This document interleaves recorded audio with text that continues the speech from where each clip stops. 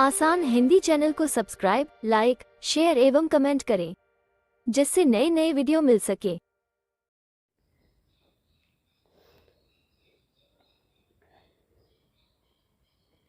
आज आप लोग अपने आसान हिंदी चैनल में पढ़ेंगे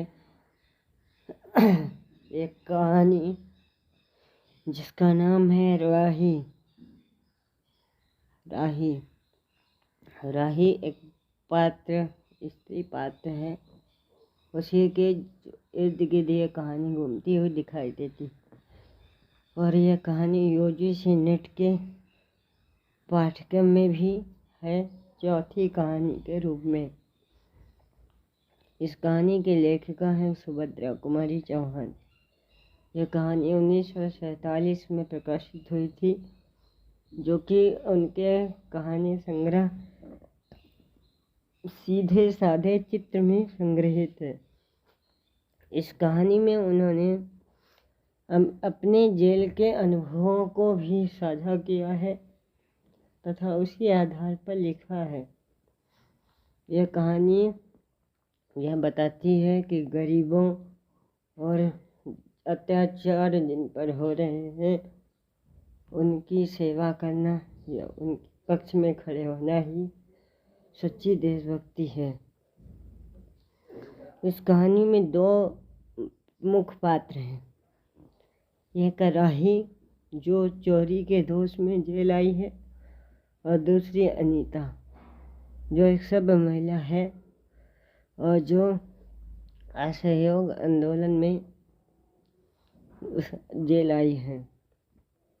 यह सामाजिक कार्य में उन्हें जेल की सज़ा भुगतनी पड़ रही है। ये कहानी उन्हीं के दोनों के बीच में संवाद रूप में दिखाई देती है। ये संवादात्मक शैली में लिखी गई कहानी है। आइए कहानी देखते हैं, पढ़ते हैं। तेरा नाम क्या है? राही। तुझे किस अपराध में सजा हुई? चोरी की थी सरकार। चोरी? क्या चुराया था? अनाज की गठरी। अनाज यानी अनाज। कितना अनाज था? होगा 5-6 सेर। और सजा कितने दिन की है? साल भर की। तो तूने चोरी क्यों की? मजदूरी करती तब भी तो दिन भर में 3-4 आने पैसे मिल जाते। हमें मजदूरी नहीं मिलती सरकार। हमारी जात मांगरोरी है। हम केवल मांगते खाते हैं और भीख न मिले तो फिर चोरी करते हैं। उस दिन घर में खाने को नहीं था। बच्चे भूख से तड़प रहे थे। बाजार में बहुत देर तक महंगा बोझ ढोने के लिए टोकरा लेकर भी बैठी रही, पर कुछ न मिला। सामने किसी का बच्चा रो रहा था। उसे देखकर मुझे अपने भूखे बच्चों की याद आ गई। वहीं पर किसी की नाज की गठरी रखी हुई थी। उसे लेकर भागी थी कि पुलिस वाले ने पकड़ लिया। अनीता ने एक ठंडी सांस ली।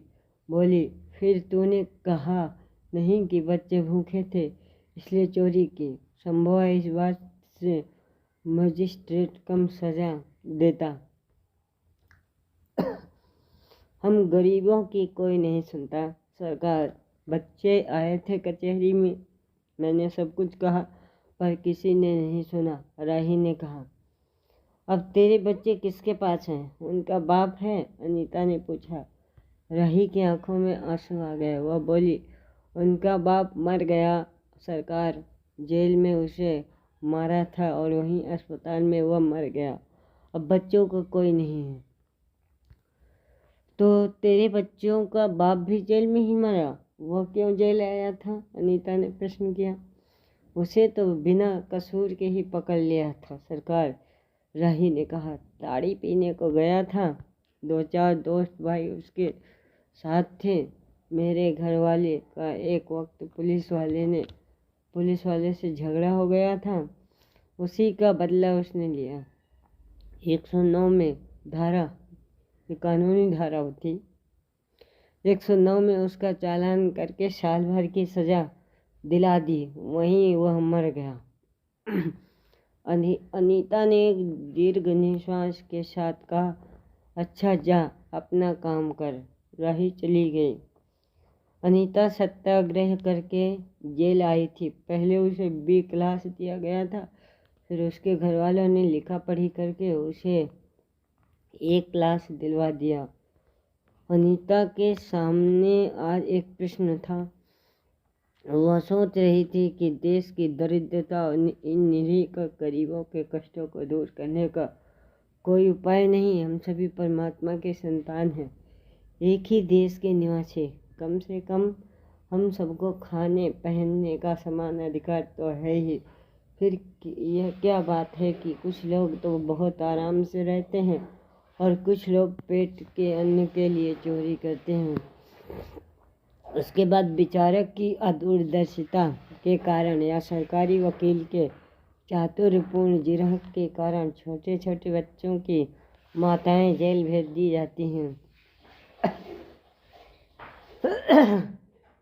उनके बच्चे भूखों मरने के लिए छोड़ दिए जाते हैं। एक ओर तो यह कैदी है जो जेल आकर सच में जेल जीवन के कष्ट उठाती है, और दूसरी ओर हैं हम लोग जो अपनी देशभक्ति और त्याग का ढिंढोरा पीटते हुए जेल आते हैं। हमें आमतौर से दूसरे कैदियों के मुकाबले में अच्छा बर्ताव मिलता है, फिर भी हमें संतोष नहीं होता। हम जेल आकर ए और बी क्लास के लिए झगड़ते हैं। जेल आकर ही हम कौन सा बड़ा त्याग कर देते हैं। जेल में हमें कौन सा कष्ट रहता है सिवाय इसके कि हमारे माथे पर नेतृत्व की सील लग जाती है। हम बड़े अभिमान से कहते हैं, यह हमारी चौथी जेल यात्रा है, यह हमारी 5वीं जेल यात्रा है, और अपनी जेल यात्रा के किस्से बार बार सुनाकर आत्मगौरव अनुभव करते हैं। तात्पर्य यह है कि हम जितने बार जेल जा चुके होते हैं, उतनी ही सीढ़ी हम देशभक्ति और त्याग से दूसरों से ऊपर उठ जाते हैं। और इसके बल पर जेल से छूटने के बाद कांग्रेस को राज्य की सत्ता मिलते ही हम मिनिस्टर, स्थानीय संस्थाओं के मेंबर और क्या क्या हो जाते हैं। अनीता सोच रही थी, कल तक जो खद्दर भी न पहनते थे, बात बात पर कांग्रेस का मजाक उड़ाते थे, कांग्रेस के हाथों में थोड़ी शक्ति आती ही वे कांग्रेस भक्त बन गए, खद्दर पहनने लगे, यहाँ तक कि जेल में भी दिखाई पड़ने लगे। वास्तव में ये देशभक्ति है या सत्ता भक्ति? अनीता के विचारों का तांता लगा हुआ था। वह दार्शनिक हो रही थी। उसे अनुभव हुआ जैसे कोई भीतर ही भीतर उसे काट रहा हो। अनीता की विचारावली अनीता को ही खाई जा रही थी। उसे बार बार ये लग रहा था कि उसकी देशभक्ति सच्ची देशभक्ति नहीं वरन मजाक है। उसे आत्मग्लानि हुई और साथ ही साथ आत्मानुभूति भी। अनीता की आत्मा बोल उठी, वास्तव में सच्ची देशभक्ति तो इन गरीबों के कष्ट निवारण में है। यह कोई दूसरे नहीं, हमारी ही भारत माता की संतानें हैं। इन हजारों लाखों भूखे नंगे भाई बहनों की यदि हम कुछ भी सेवा कर सकें, थोड़ा भी कष्ट निवारण कर सकें, तो सचमुच हमने अपने देश की कुछ सेवा की। हमारा वास्तविक देश तो देहातों में ही है। किसानों की दुर्दशा से हम सभी थोड़े बहुत परिचित हैं, पर इन गरीबों के पास न घर है न द्वार। अशिक्षा और अज्ञान का इतना गहरा पर्दा इनकी आंखों पर है कि होश संभालती माता पुत्री को और सास बहू को चोरी की शिक्षा देती हैं, और उनका ये विश्वास है कि चोरी करना और भीख मांगना ही उनका काम है। इससे अच्छा जीवन बिताने की वो कल्पना ही नहीं कर सकते। आज यहाँ डेरा डाल के रहे तो कल दूसरी जगह चोरी की, बचे तो बचे, नहीं तो फिर 1-2 साल के लिए जेल। क्या मानव जीवन का यही लक्ष्य है? लक्ष्य है भी तो अथवा नहीं? यदि नहीं है तो विचारादर्श की उच्च सतह पर टिके हुए हमारे जननायकों और युग पुरुषों की हमें क्या आवश्यकता? इतिहास, धर्म, दर्शन, ज्ञान, विज्ञान का कोई अर्थ नहीं होता। पर जीवन का लक्ष्य है अवश्य है। संसार की मरीचिका में हम लक्ष्य को भूल जाते हैं।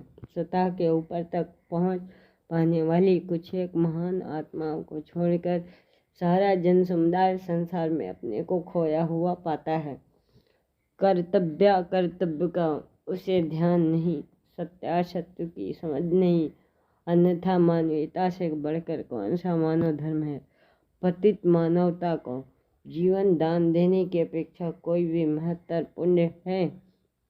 राही जैसे भोली भाली किंतु गुमराह आत्माओं के कल्याण की साधना जीवन की साधना होनी चाहिए। सत्याग्रही की यह प्रथम प्रतिज्ञा क्यों न हो, देशभक्ति का यही मापदंड क्यों न बने। अनीता दिन भर इन विचारों में डूबी रही।